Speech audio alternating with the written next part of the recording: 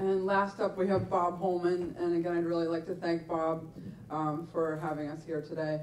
Bob Holman runs the Bowery Poetry Club and has a very long and impressive resume as both a poet and a poetry activist. He's been described as a central figure in the reemergence of poetry in our culture.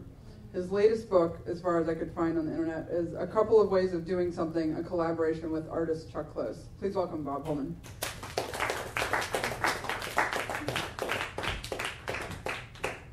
Well, it's a beautiful day, and of course we decided to spend it inside. And I didn't know Richard, but of course we all know him now. And that's, that's what we all do. And the readings today have been exquisite because the writing is exquisite, because Richard knew how to look at something and then managed to pass it on. The same way that Karen, at the beginning of hers, as Jackie pointed out, thanked gave us a genealogical chart of how we sort of got here today, which is the way that the griots of West Africa, or anybody or the way the Bible does it, begetting and begetting and begetting. They should do the forgetting and forgetting and forgetting part, but they forget that part.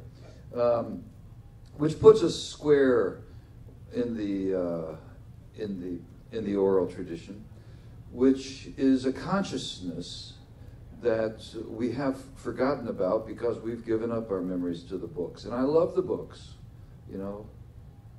whether even Kindle, I don't care. I love carry them around and hug them and read them and create that inner space. That's cool, and I'm sure Richard did too. I assume he did. I don't know, maybe I'm wrong about that. I'm probably wrong about that.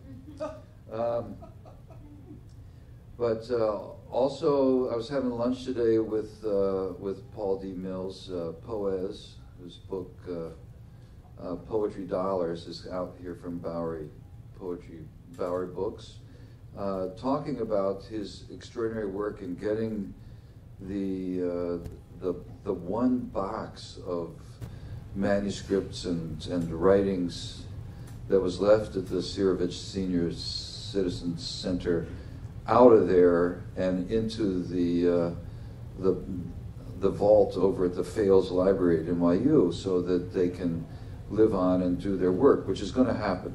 And as we said there,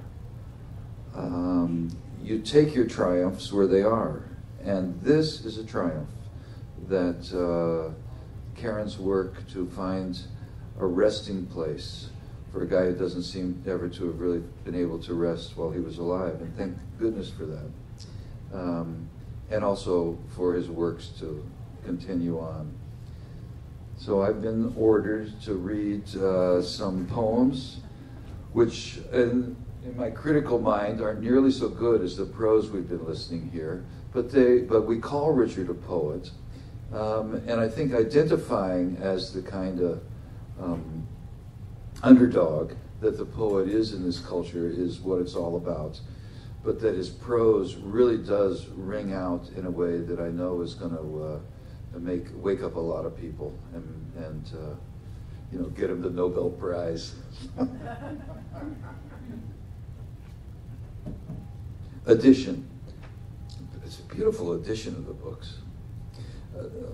Of the poetry. Life writes a book with faded pages to blur mind's eye in memory stages. Here and there the print does clear to bring a smile or shed a tear. It would be kind unto oneself to leave this book upon the shelf, for every time it's taken down the pages seem to be more brown. And even though you feel you must, the cover's coated with that dust. And when you finally read and think, the past seems to recede and shrink, for memory doesn't call upon the years. It calls up days of happiness and tears. Through the memory book, the past you've sought, it proves that life is really short. Memory, don't return.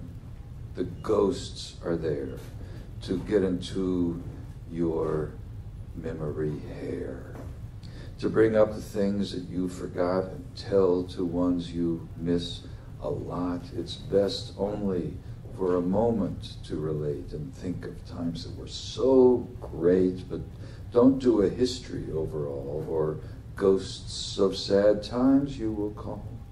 The past is close, but it's not near. It's far away, and you are here.